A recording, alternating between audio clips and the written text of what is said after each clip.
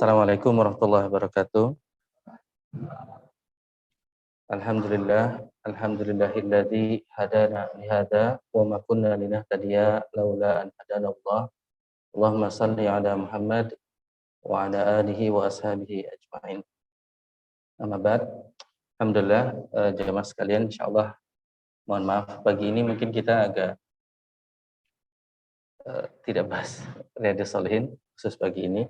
Kita bahas potongan dari buku di sebagian ikhwah sering kita sebut bukunya karya Imam Ghazali ya. Tapi sebelum nyampe ke Imam Ghazali, saya ingin sampaikan bahwa Imam Ghazali itu karena sebagian mengenalnya tokoh tasawuf lah ya.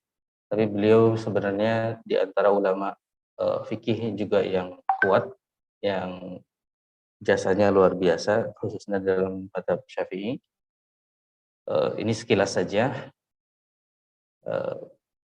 Kalau kita bicara nasab ilmu mazhab Syafi'i dari Nabi kita Muhammad SAW, maka kurang lebih ini yang diistilahkan madrasah Makkah. Madrasah Makkahnya Imam Syafi'i. Ilmu yang diperoleh Imam Syafi'i ketika beliau masih ada di Makkah.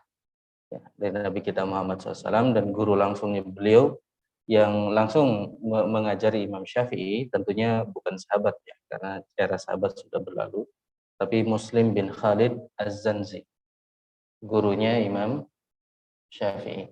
Sedangkan dari sisi Quran disebutkan bahwa guru beliau adalah Ibnu Konstantin, seterusnya dan nyambung ujungnya ke Abdullah bin Abbas. Nyambungnya di Abdullah bin Abbas, Abdul Malik bin Jurayj. Yang menarik, Muslim bin Khalid Az-Zanji ini pernah ketemu dengan Imam Syafi'i kecil saat itu, dan Imam Syafi'i saat itu sangat menggemari syair ya. Jadi beliau sering belajar ke Arab Badui gitu, perkampungan Arab untuk belajar bahasa Arab, syair. Lalu Imam Muslim Az-Zanji ini karena beliau ahli fikih, beliau lalu menasihati Imam Syafi'i. Sayang katanya orang sepinter kamu cuma belajar syair. Tentu dengan segala keutamaan belajar bahasa Arab, tetapi sayang kalau kecerdasan kamu hanya dipakai untuk belajar syair, kamu harus belajar ke orang terfakih di dunia ini saat itu, ya, yaitu Imam Malik. Jadi Khalid Az-Zanzi ini yang ketika ketemu kamu harusnya belajar syariat gitu, tentang syariat Nabi Muhammad SAW, dan akhirnya belajar setelah khatam lah ya di Azanzi kemudian merekomendasikan, udah beres ilmu saya udah habis, kamu harus belajar ke ulama yang lebih besar, terbaik saat ini yaitu Imam Malik, dan itu di Madinah, dan kamu harus menguasai tulisannya Imam Malik Al-Muwatta. Maka beliau meminjam buku Muwatta dan menguasainya. Lalu berangkatlah beliau ke Madinah. Yang saya buka ini blog pribadi saya sempat nulis-nulis. Ini kebaca nggak?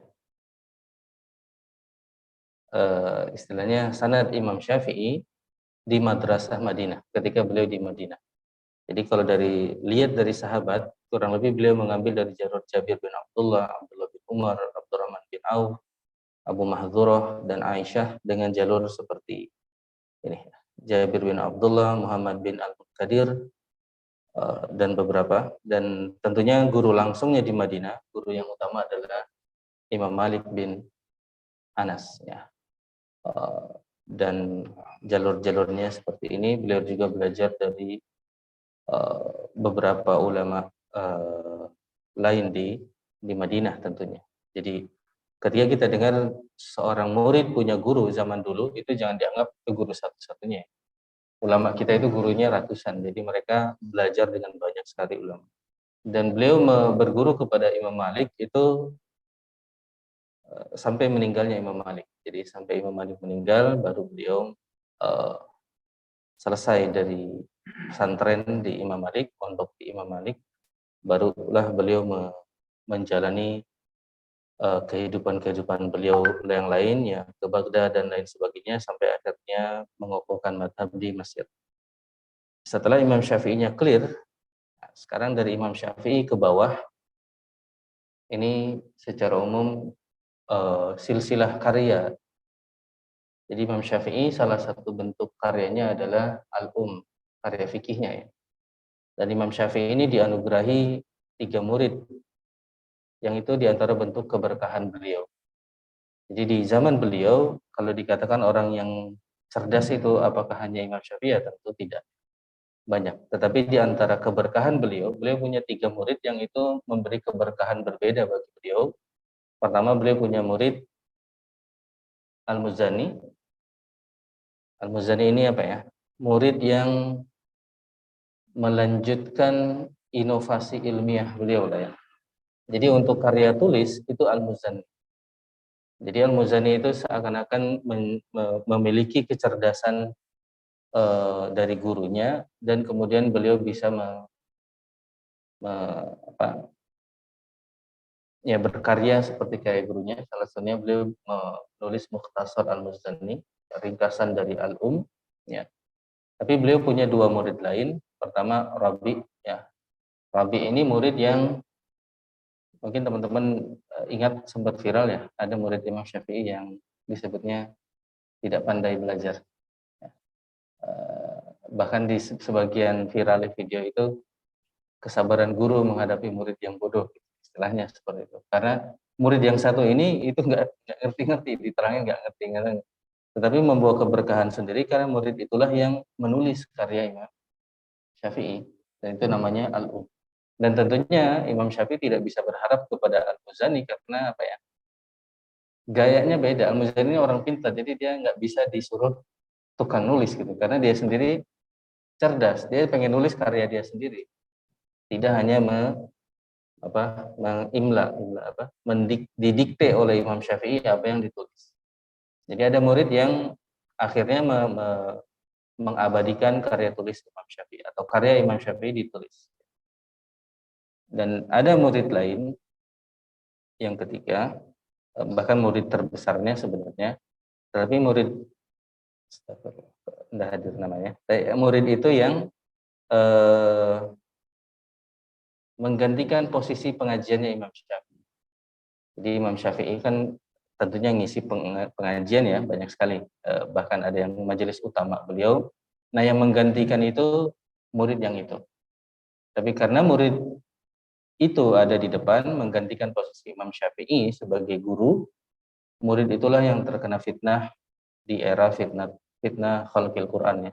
Ketika ada fitnah Mu'tazilah yang menyatakan Al-Quran adalah makhluk, maka murid itulah yang kena hukumannya karena beliau yang ada di depan, beliau yang betul-betul menggantikan posisi Imam Syafi'i sebagai ulama.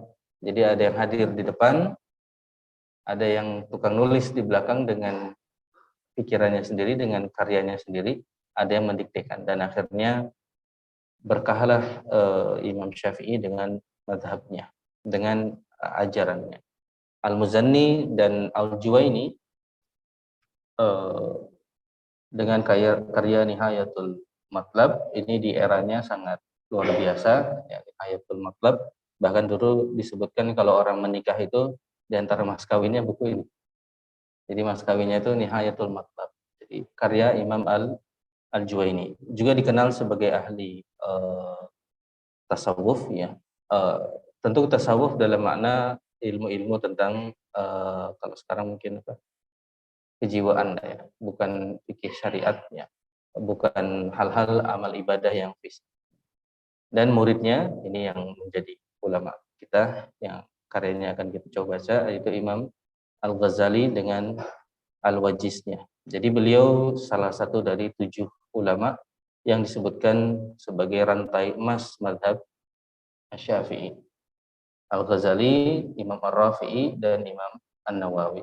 Dan menariknya kalau kita lihat nama-nama para ulama itu, dan kita lihat nama-nama para senior kita di Betawi, kayaknya namanya mirip ya. Rafi'i, hanya gaya Indonesia jadinya Rafi'i. Rafi'i, Juwaini, Imam Al-Juwaini, Imam Suyuti, dan lain sebagainya.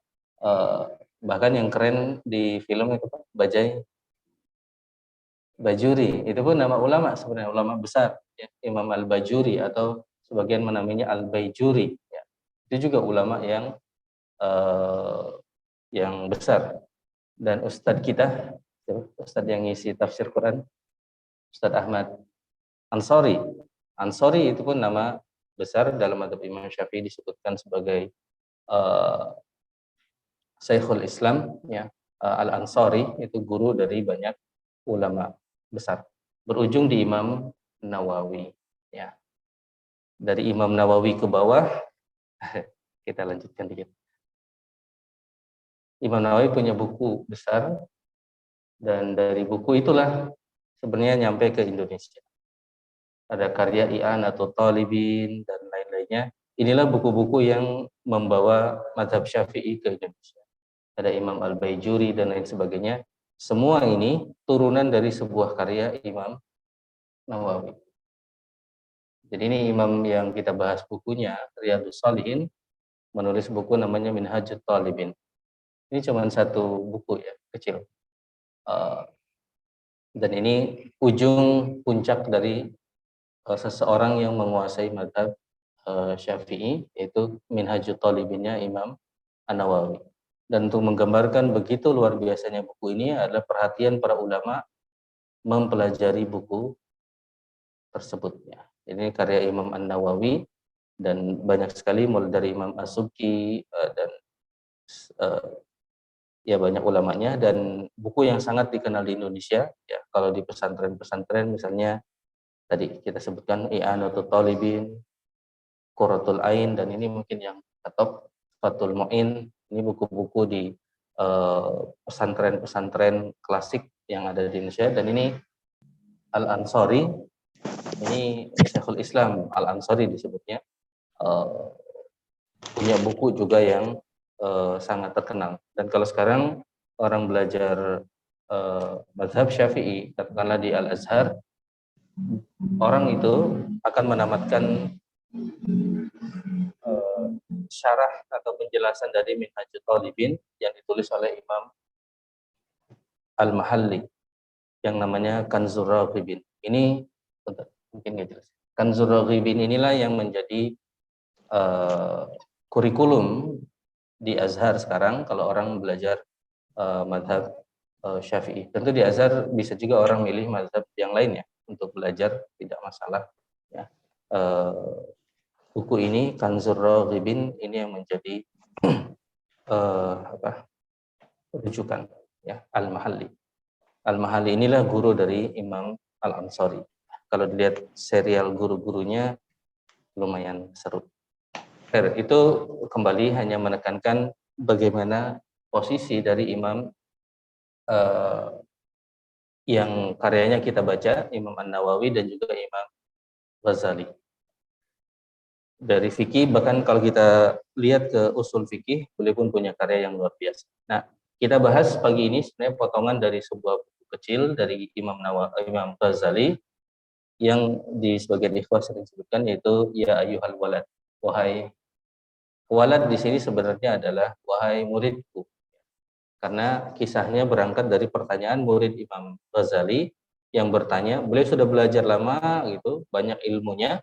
Bisa dibayangkan ya, belajar dari Imam Ghazali, banyak sekali yang beliau pelajari.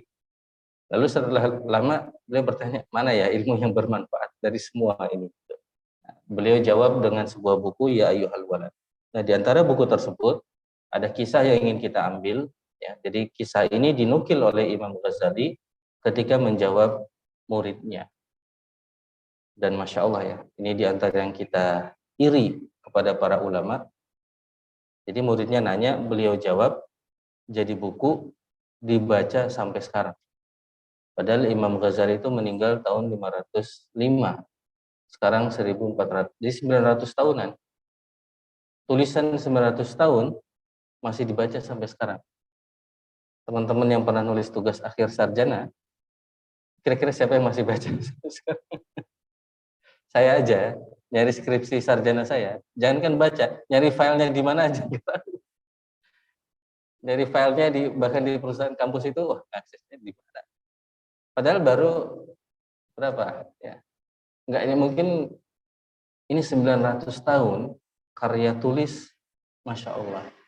Ini ya tentu berkah dari Allah SWT, karya-karya para ulama yang begitu luar. Imam Syafi'i juga ya ketika ada temannya bertanya, sebenarnya bertanya lalu beliau jawab. Jadi buku, bahkan buku yang menjadi fondasi sebuah ilmu usul fikih, namanya kitab Ar-Risalah. Padahal awalnya sebenarnya dari temannya yang saat itu temannya itu habis hijamah, habis di hijamah itu apa? Bekam. Habis dibekam, selesai bekam lalu masuk masjid, enggak wudhu, langsung sholat. Lalu ramai diprotes oleh sekitarnya, oleh yang lainnya. Kenapa enggak wudhu dulu? Ya. Lalu beliau meminta Imam Syafi'i, tolong terangin dong ke teman-teman saya ini. Ya. Lalu tapi Imam Syafi'i menerangkannya dengan mengajarkan metode cara mengambil dalil dan lain sebagainya, dan malah jadi buku yang dibaca sampai sekarang, bukan hanya dibaca ya, jadi fondasi ilmu usul fikih. Nah, di antara yang diceritakan oleh Imam Al-Ghazali kepada muridnya adalah kisah ini yang kita baca ringkas insyaallah. Ana Hatim Al-Asam, ulama bernama Hatim Al-Asam. Kalau teman-teman mau cari terjemahnya juga sudah beredar banyak ya. Ini di site yang sama kita bisa dapatkan terjemahnya.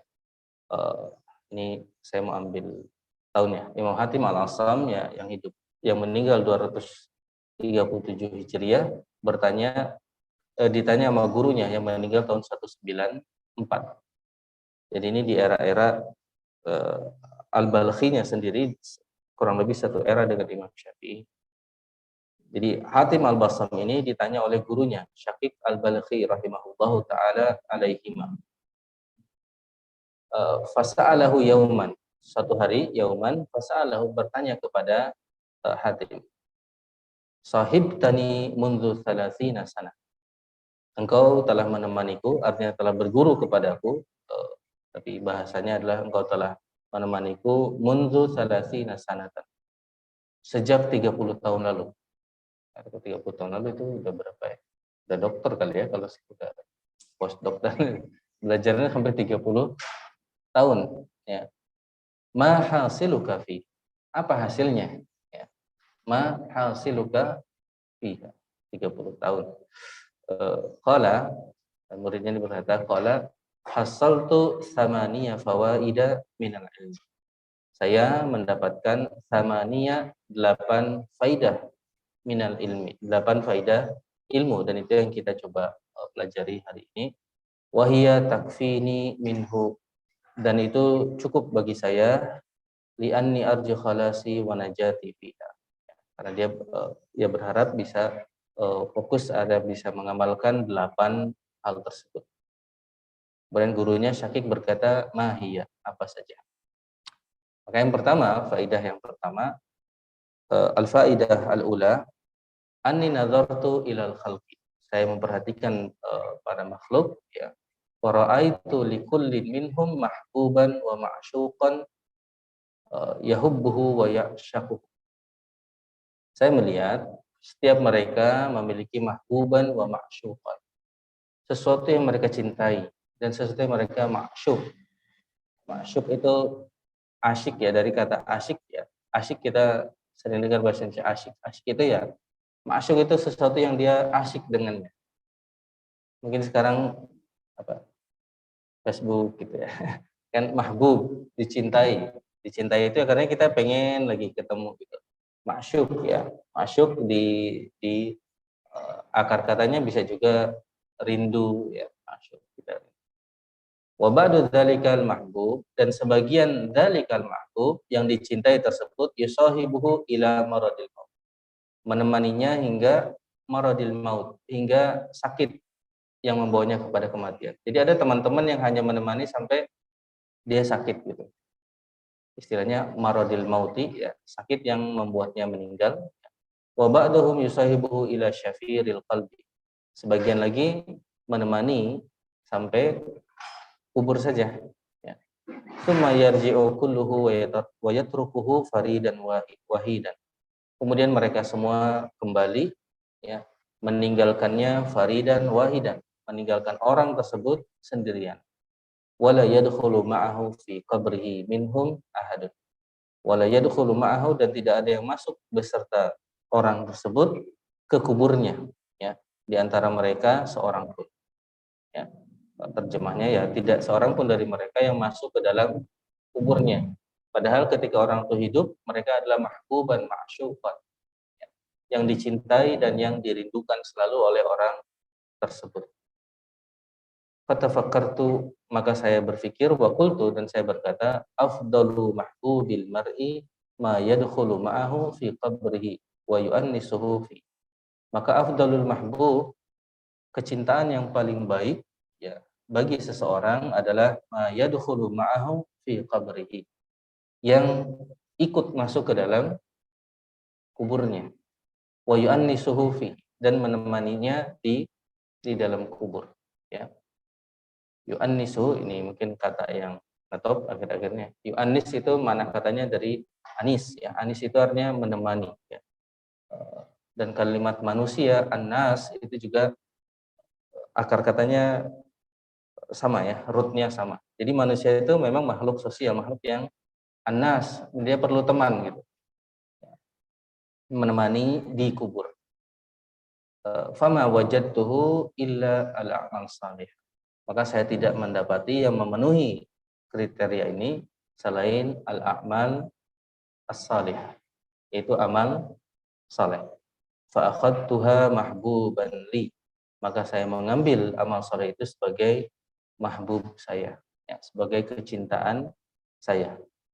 Litakuna sirajan fi qabri, agar menjadi sirajan, siraj, ya, sebagai penerang fi qabri, di kuburan. Wa tu'annisuni, dan menemaniku fihi, wala tatrukani faridan, dan tidak meninggalkanku sendirian. Jadi ini menurut kesimpulan setelah belajar 3 tahun itu 8, salah satunya adalah mencintai amal saleh, ya. Dan amal saleh tentunya kalau kita kaji lebih dalam, mulai dari yang wajib, lalu yang sunnah, lalu yang yang mubah, tetapi kita kerjakan dengan niat lillahi ta'ala. Yang mubah tapi kita kerjakan dengan niat lillahi ta'ala. Dan kalau kita kaji lebih jauh, ada amal-amal yang spesial. Spesial itu kalau kita lihat, Allah bukakan kita dengan amalan tersebut. Ini diambil pelajaran dari para misalnya ahli panah di zaman Nabi kita Muhammad SAW. Nabi kita mengingatkan bahwa kalau kalian lemah, maka umat ini lemah. Dan ada hal-hal seperti itu yang memang Allah bukakan kepada orang-orang. Tiap orang beda-beda, ya. Mereka punya amalan-amalan yang mereka bisa berjasa dengan amalan tersebut. Jadi kembali poin pertama, mencintai amal saleh. Dan ini bagi kita, mari kita niatkan dan kita bayangkan setiap hari itu akan kita temui lagi nanti di hari akhirat.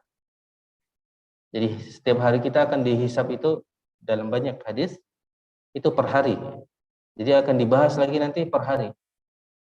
Jadi dibahas sekarang tanggal misalnya 10 ya.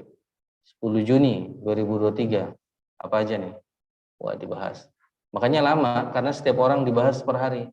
Sehingga pada mahsyar itu lama sekali nunggu karena wawancaranya itu betul-betul detail orang per orang, ya.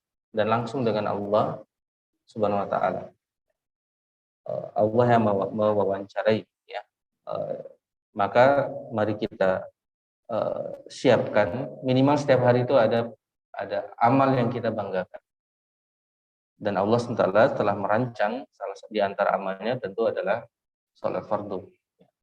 Itu paling minimal yang kita punya setiap hari adalah amalan-amalan wajib di hari itu, ya, sholat fardu.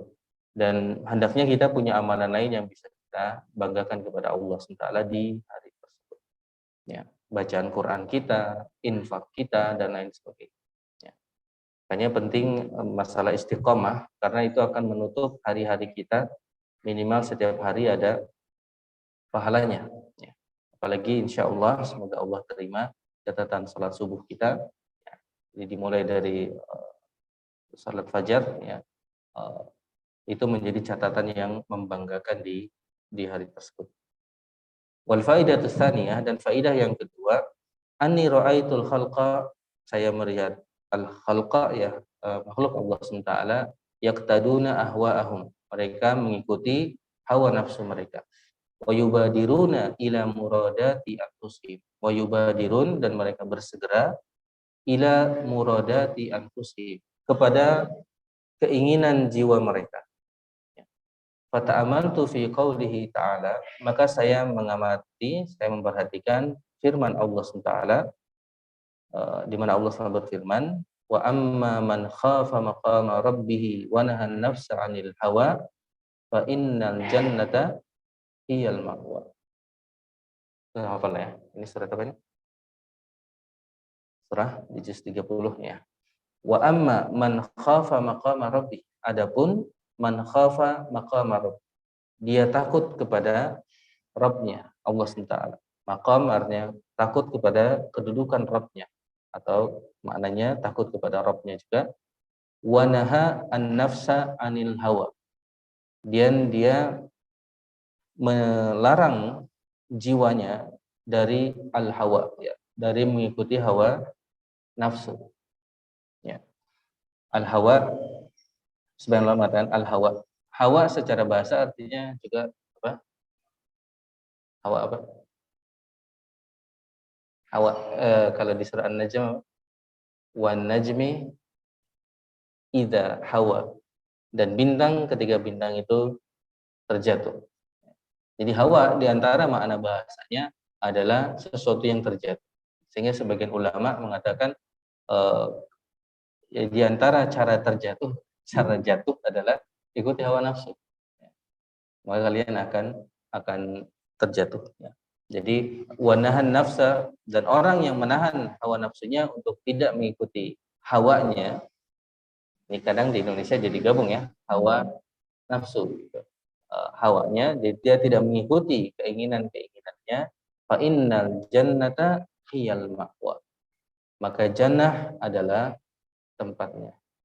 Wa tayaqqantu, dan saya meyakini, annal qur'ana haqqun shadiqun, bahwa Quran adalah benar, ya. Quran adalah ya, sesuatu yang benar. Jadi firman ini benar. Makanya fa badartu ila khilafi nafs, maka saya bersegera untuk menyelisihi keinginan. Jadi menyelisihi jiwanya. Ya. Wa tasyammartu limujahadatiha, dan beliau berusaha juga untuk mujahadah, untuk melawan keinginan jiwa. Ya, jadi kalau jiwanya ingin sesuatu yang di luar dari ibadah, amal saleh di atas, maka beliau bermujahadah. Dan dia wama matta'tuha bihawaha hatta tadat li taati. Jadi mungkin bahasa ini, dia tidak memanjakan lah ya. Jadi kalau hawa nafsunya pengen ini dipenuhi, sehingga akhirnya hawa nafsunya itu bisa ridho kepada ketaatan kepada Allah SWT, wanqadat lah, dan tunduk kepada ketakwaan kepada Allah SWT. Ini ilmu yang kedua, bagaimana kita melatih untuk melawan keinginan-keinginan hawa nafsu kita. Keinginan-keinginan yang itu di luar dari yang pertama, itu di luar dari amal saleh. Ya. Dan disitulah peran misalnya saum. Ya. Ibadah saum adalah melatih jiwa kita untuk melatih diri kita untuk menahan keinginan-keinginan. Ya. Keinginan bahkan yang mendasar, ya, keinginan makan, ya, dan lain sebagainya. Jadi intinya adalah melatih kesabaran untuk melawan hawa nafsu. Ya. Dan ayat ini mungkin menarik untuk kita catat, ya. Jadi di antara ayatnya, wa amma man khafa maqama rabbih wa nahan nafsa 'anil hawa fa innal jannata hiyal ma'wa. Jadi kuncinya bagaimana bisa menahan hawa nafsu. Yang ketiga menurut beliau, wal faidatu tsalitsah anni ra'aitu kulla wahidin minan nas yas'a fi jam'i hutamid dunya. Saya melihat setiap orang dari dunia, setiap orang dari manusia, yas'a, mereka berusaha fi jam'i hutamid dunia, mengumpulkan apa ya, kekayaan dunia lah ya terjemah. Jadi mereka yas'a ini artinya berusaha untuk mengumpulkan kekayaan. Tsumma yumsikuhu qabidan yadahu. Kemudian dia tahan gitu. Setelah dapat dia tahan, dia tidak bagi-bagi. Ya, artinya dia bakhil lah istilahnya. Dia tahan. Fata'ammaltu fi qoulihi ta'ala. Maka kemudian saya ingat kepada firman Allah Taala, saya pelajari firman Allah Taala, ma indakum yanfad wa ma indallahi baqi. Ma indakum yanfadu, apa yang ada di sisimu itu akan hilang. Ya. Wa ma indallahi baqin. Dan yang ada di sisi Allah Taala itu kekal. Fabadzaltu, maka saya berusaha mahsuli minad dunya liwajhillahi ta'ala. Maka saya berusaha ya agar apa yang beliau dapatkan itu untuk Allah SWT, wa farraqtuhu bainal masakin, dan saya membaginya di antara kaum miskin, ya, para masakin. Liyakuna dhukhran li indallahi ta'ala. Liyakuna, agar menjadi dhukhran, menjadi kekayaan, ya, li bagi saya di sisi Allah. Jadi beliau dengan konsep ini, ma indakum yanfad, apa yang ada di sisimu itu akan hilang, yang ada di sisi Allah kekal. Maka apa yang dilakukan? Beliau transfer apa yang ada di dirinya ke Allah SWT. Jadi dipindah. Dan ini ada hadis yang kita pernah lewati di kajian Riyadhus Shalihin, ketika Nabi kita SAW pulang dan bertanya apa yang tersisa di rumah, apa makanan yang tersisa. Maka Aisyah menjawab, tinggal ini, karena yang lainnya dibagi-bagi. Maka Rasulullah kebalik katanya. Justru yang dibagi inilah yang tidak ada, yang tidak tinggal, maksudnya yang kita punya cuman ini, yang sisanya dibagi-bagi. Maka Rasulullah mengajarkan logika yang luar biasa. Kebalik.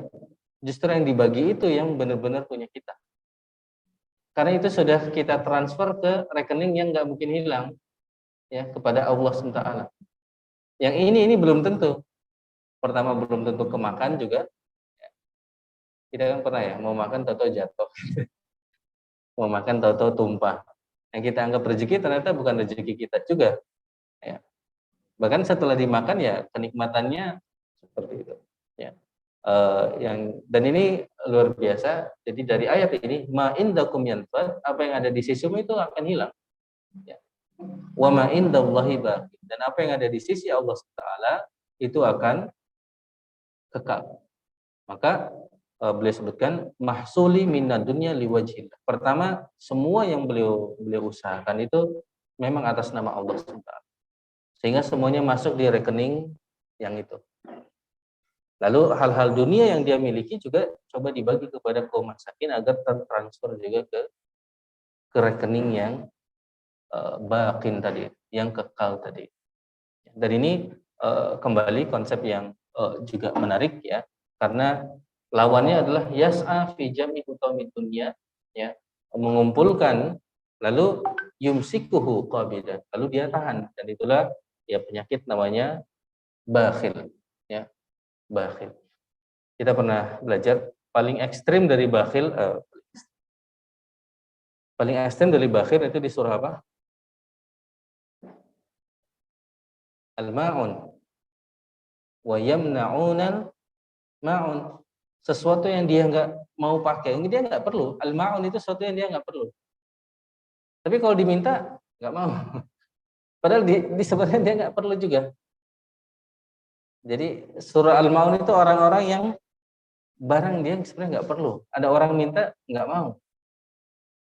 Jadi pokoknya dia pengen semuanya ya milik dia. Dan kembali, jangan kita merasa aman dari penyakit ini ya. Kita semua punya sebagian penyakit ini, tergantung besarnya seperti apa. Ada orang minta itu ada rasa berat. Aduh, misalnya kita punya barang yang sama, dua lagi, persis sama. Tapi kalau orang minta kadang ada rasa tetap berat gitu. Padahal itu masuknya al-ma'un tadi itu. Ya, sesuatu yang tidak kita perlukan, nggak butuh-butuh banget. Kalau kita bisa atasi itu, maka insya Allah beranjak terus belajar, nanti paling tingginya adalah di ayat Al-Quran itu, di awal juz 4, lan tanalul birra hatta tunfiqu mimma tuhibbun. Kalian tidak akan mencapai albir, level albir. Albir ini sama dengan at-taqwa, ya, sebagai Allah mengatakan hatta tunfiqu mimma tuhibbun, sampai kalian menginfakkan apa yang kamu cintai. Ini sebaliknya dari al-ma'un. Kalau al-ma'un itu kita tidak cintai, ya. Kita juga tidak. Tapi kalau albir, kalau sudah sampai di albir, bahkan yang kita cintai itu kita kasih. Dan itu Nabi kita Muhammad sallallahu alaihi wasallam. Dan hadisnya kita pernah lewat juga, diantaranya ketika beliau pakai baju yang bagus, hadiah dari orang, lalu ada sahabat yang keceplosan tidak sengaja memuji, kayaknya bagus sekali nih bajunya, dengan nada yang pengen gitu. Padahal nggak minta secara eksplisit, tanya, wah kayaknya peci PRT bagus nih gitu bisa. Tapi nadanya itu di dalam lingkungan tuh kayaknya pengen gitu. Maka Rasulullah langsung buka dan dikasih.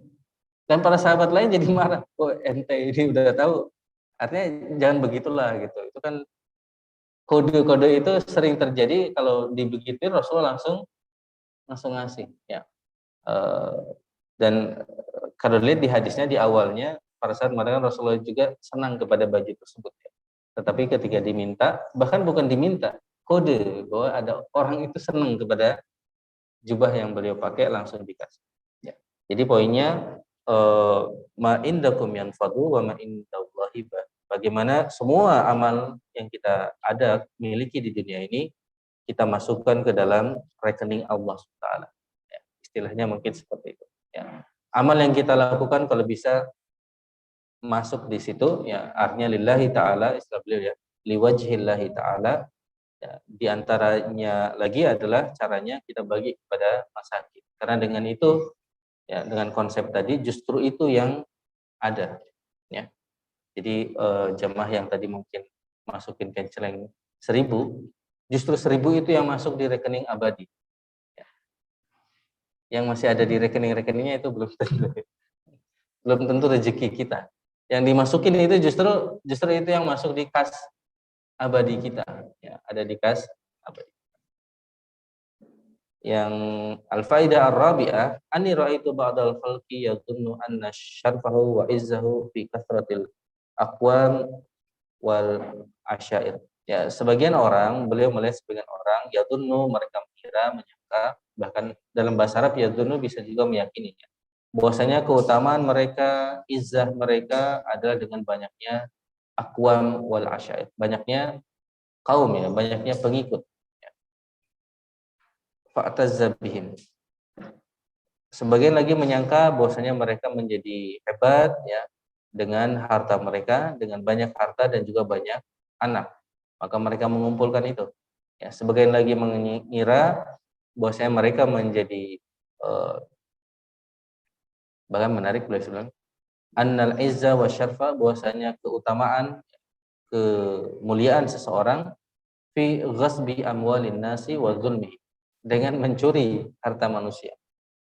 Jadi menurut pengamatan beliau, ada orang yang merasa gagah kalau bisa menguasai harta orang lain. Jadi dia kalau bisa ngambil punya orang lain sesukanya, itulah orang hebat berarti. Dan kembali teman-teman sekalian, jangan kita merasa aman dari sifat tersebut. Kadang tanpa disadari bisa merubah nasib orang, dan itu kadang kita merasa hebat gitu. Orang yang harusnya bisa begini lalu oh enggak, ini buat saya. Jadi dia merubah. Sebenarnya zalim, ya. Tapi kezaliman itu kita perlu hati-hati karena ada kenikmatan di situ. Merasa wah saya bisa merubah, saya bisa mengatur semuanya. Dan jiwa kita tanpa sadar senang hal-hal yang seperti wah. Makanya beliau mengatakan ada sebagian orang mengira izzah itu, kegagahan, kemuliaan itu dengan ghasbil amwal, bisa maling, bisa mengambil harta orang. Ya. Jadi dengan mengambil harta orang lain itu justru kegagahan yang artinya ujungnya dia punya paling banyak. Lalu wa'taqattu ta'ifat, Ya, lalu fata'ammaltu fi qoulihi, dan beliau perhatikan firman Allah Taala yang masyhur, inna akramakum indallahi atqakum. Bahwa yang paling mulia adalah orang yang paling takwa di antara kalian. Maka inilah yang menjadi fakhtartu, maka saya memilih at-taqwa sebagai tujuannya. Ya. Dan beliau mengingatkan jiwanya bahwa tujuannya adalah menjadi lebih takwa, ya, menjadi lebih baik, ya. Karena setiap orang akan bertindak sesuai dengan keyakinan. Orang yang meyakini bahwasanya kekayaan itu sebagai kemuliaan, tanpa sadar dia akan mengusahakan itu terus. Itu yang akan menjadi tujuannya, bahkan menjadi mengarahkannya dalam kehidupan sehari-hari. Meskipun kembali dalam Riyadhus Shalihin kita belajar kekayaan itu juga bukan hal yang haram, ya, boleh. Bahkan Imam Nawawi punya dua bab yang berbeda. Keutamaan orang yang kaya dan satu lagi keutamaan orang miskin. Jadi dua-duanya ada. Maka nanti masuk ke bab lainnya. Ya. Jadi di sini bahwa yang paling utama adalah menjadi kaya. Al-faidah khamisah yang kelima, anni ra'aitun nasa yadumu ba'duhum ba'dan wa yaghtabu ba'duhum ba'dan. Bahwa orang itu saling mencela dan saling menggibah satu sama lain. Fa wajadtu dzalika minal hasad. Dan beliau mendapati mengapa hal tersebut terjadi? Dzalika minal hasadi fil mali wal jahi wal ilmi. Karena rasa hasad dalam masalah harta, kehormatan, dan ilmu. Dan ini Masya Allah, kalau kita baca surah apa itu? Yang saling mencela itu di juz sama akhir itu. Wailul likulli humazatil lumazah. Ya. Jadi ternyata yang membuat orang mencela orang lain ujung-ujungnya sebenarnya cinta harta. Jadi beliau pun sini menyebutkan orang itu saling zumu, saling mencela, saling menggibah. Dzalika minal hasad. Itu karena hasad terkait harta, kehormatan, dan ilmu. Aljah, ya. Ya, seperti itu. Kehormatan tidak harus jabatan, bisa juga, dan ini yang Masya Allah, ya, perlu kita menjadi latihan kita sekarang. Sering kita melakukan sesuatu, lalu yang dipuji ke orang lain, gitu. Itu jiwa kita berontak dan ingin tampil. Enggak, itu saya. Itu saya. Level terparahnya adalah seperti yang disebutkan dalam surah Al-Imran, yuhibbu ayyuhmadu bima lam yaf'al. Bahkan yang tidak dia kerjakan pun dia ingin dipuji. Jadi secara bawaan kita itu memang ingin dipuji. Ini tabiat kita, dan kita akan marah, akan kecewa ketika kok saya ngerjain yang dipuji orang lain. Tapi kalau kita biarkan kebiasaan itu, kita akan nyampe di sebuah penyakit, yuhibbu ayyuhmadu bima lam yaf'al. Orang-orang yang senang untuk dipuji atas sesuatu yang bahkan tidak dia kerjakan. Dia nggak kerjain pun dia ingin dipuji dengan sesuatu yang sebenarnya dia nggak kerjain. Ya. Jadi ada tabiat, dan itu kita kontrol. Kalau tidak terkontrol, kita bahkan senang dipuji atas sesuatu yang juga tidak kita kerjakan. Nah itu dia. Nah kembali, nah di sini hasad, ya, penyakitnya adalah hasad. Maka beliau ingat, fata'ammaltu fi qouli ta'ala. Maka saya memperhatikan firman Allah Taala, nahnu qasamna bainahum ma'isyatahum fil hayatid dunya. Nahnu qasamna bainahum. Kami telah membagi di antara mereka ma'isyatahum fil hayatid dunya. Kehidupan mereka di dunia ini. Jadi tidak usahlah kita ada hasad, ya. Dalam manapun, ya, terkait tadi dalam dunia ini kok saya ngerjain yang dianggap berprestasi ini, lalu dia mendapat bonus, dapat hal-hal keduniawian. Maka ingatlah ayat ini, nahnu qasamna bainahum ma'isyatahum fil hayatid dunya, ya. Allah yang sudah bagi-bagi semua itu, ya. Fa'alimtu annal kismata kanat minallahi ta'ala fil azal. Bahwasanya al-kismah, pembagian itu, al-kismah, kalau sebagian yang belajar fikih, kismah ini pembagian. Maaf agak belok. Kismah itu nama judul dalam fikih yang artinya pembagian. Sebagian ulama, orang itu harus tamat bab kismah kalau dia mau poligami. Karena ini ada di fikih itu tentang cara qismah. Bagi-bagi kalau punya istri lebih dari satu. Ya. Secara fikih orang itu haram poligami belum ngerti tentang babul qismah. Bab tentang cara membagi. membagi. Maaf, belok. Tapi al-qismah yang dimaksud di sini adalah mengapa orang kemudian bisa dapat harta lebih, mengapa begini, mengapa beda-beda, ya demikianlah itu al-qismah. Ya, dan kalau kita memahami ayat ini, nahnu qasamna bainahum ma'isyatahum, itu pembagian dari Allah Subhanahu. Ya, lebih lanjut, itulah ujian yang Allah berikan beda-beda kepada tiap orang. Kalau ikut babnya Imam An-Nawawi, sebagian diuji dengan harta, sebagian diuji dengan ini, sebagian diuji dengan ini. Ya. Dan siapa yang paling baik? Siapa yang lolos ujian semua jenis ujian tersebut. Ya. Jadi seorang katakanlah prajurit bisa lebih hebat dari jenderalnya. Kalau prajurit memainkan peran prajurit dengan baik, tanpa dia peduli mengapa bukan dia yang jadi jenderal ya. Kenapa dia kenapa teman saya yang jenderal kok saya prajurit. Tugas dia ya kerjakan aja apa yang telah Allah bagi. Ya. Kalau suatu saat dia jadi jenderal ya dia kerjakan peran sebagai jenderal. Ya.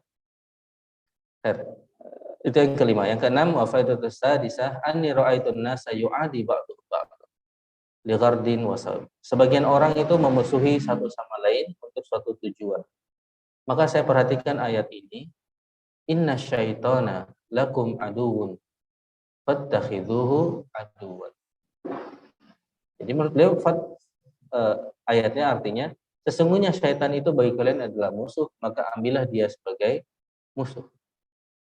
Fa'amiltu annahu la yajuzu adawatu ahadin ghaira syaitan. Beliau mengatakan bahwasanya ini istilah beliau di sini, la yajuzu adawatu ahadin. Tidak boleh memusuhi seseorang ghaira syaitan, selain syaitan. Jadi musuhnya itu syaitan. Kalau dikaitkan dengan ini, musuhnya adalah bukan temannya yang rezekinya lebih banyak, bonusnya lebih gede, itu bukan musuhnya. Musuhnya siapa? Syaitan. Meskipun kalimatnya la yajuzu ada waktu ahadin, tidak boleh memusuhi seseorang, maknanya tentu orang-orang yang kita musuhi ya setan dan orang-orang yang mendukung setan sebenarnya.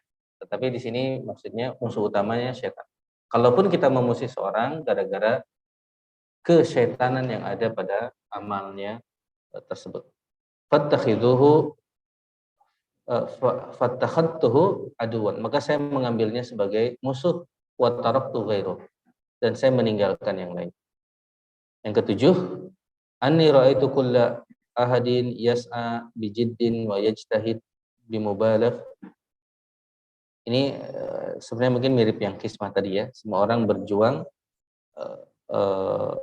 ya berusaha bimubalaghatin, artinya dengan luar biasa, li talabil quwwati wal ma'ash bihaitsu yaqau bihi fi syubhat wa haram.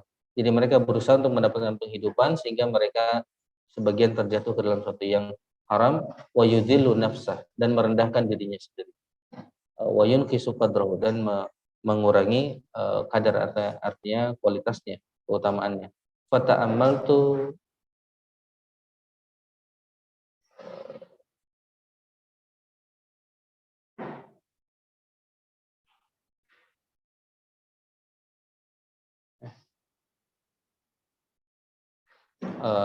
anna rizki Allah, bahwasanya rezeki saya ada di sisi Allah Subhanahu. Jadi ayat yang beliau pakai di ketujuh ini adalah wa ma min dabbatin fil ardi illa 'ala Allahi rizq.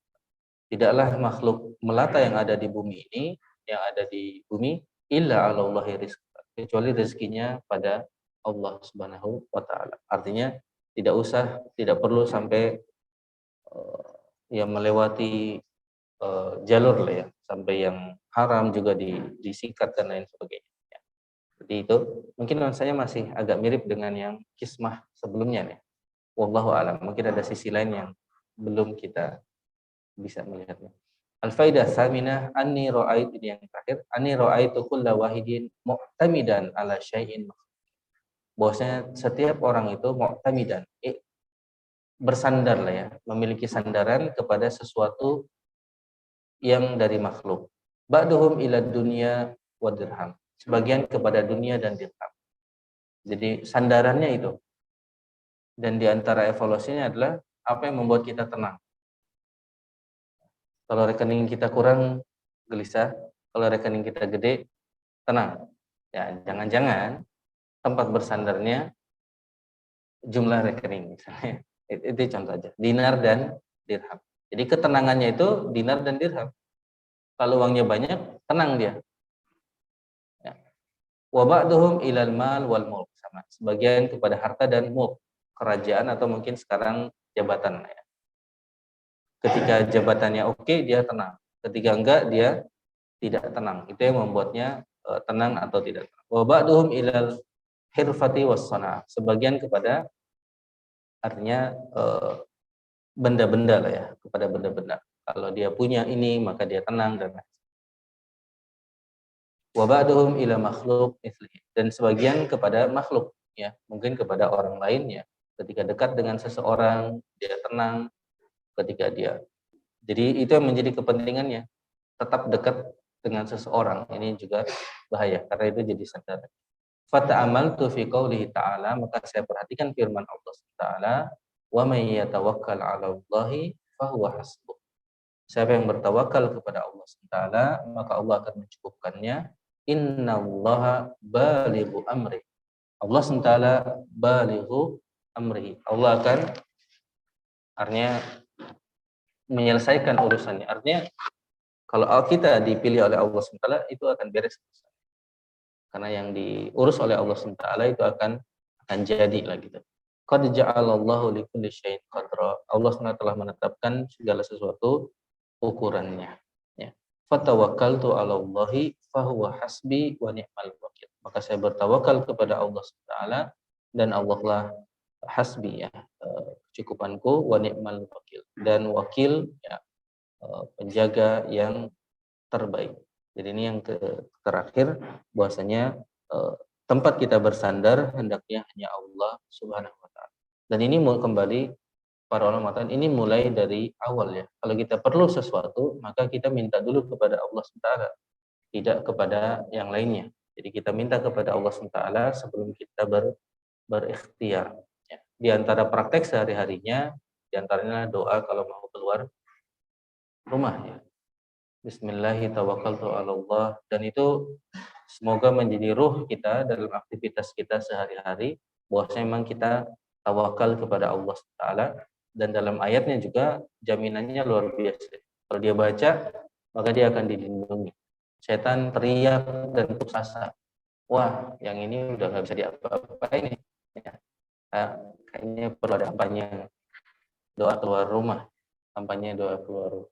Dulu pernah terpikir tuh, sebelum keluar klaster ini ada catatan harus baca dulu gitu. Ada peringatan supaya terlindungi, semua yang keluar dari sini terlindungi, tidak menjadi masalah bagi dirinya, bagi keluarganya, bagi masyarakat, bagi kaum muslimin dengan membaca doa keluar dari rumah. Demikian mungkin kita ambil dari sedikit buku karya Imam Ghazali yang setidaknya ditulis 900 tahun yang lalu. Semoga apa yang kita amalkan pun abadi hari ini menjadi amal saleh dan bisa kekal di sisi Allah Subhanahu wa taala dari nilai tentunya sebagai amal baik yang amal, dan semoga Allah memberkati kita untuk mengamalkan hal yang kita pelajari hari ini. Adana Allah wa iyyakum ajma'in. Subhanallah wa bihamdik, asyhadu an la ilaha illa anta, astaghfiruka wa atubu ilaik. Wa akhiru da'wana alhamdulillahi rabbil alamin. Assalamualaikum warahmatullahi wabarakatuh.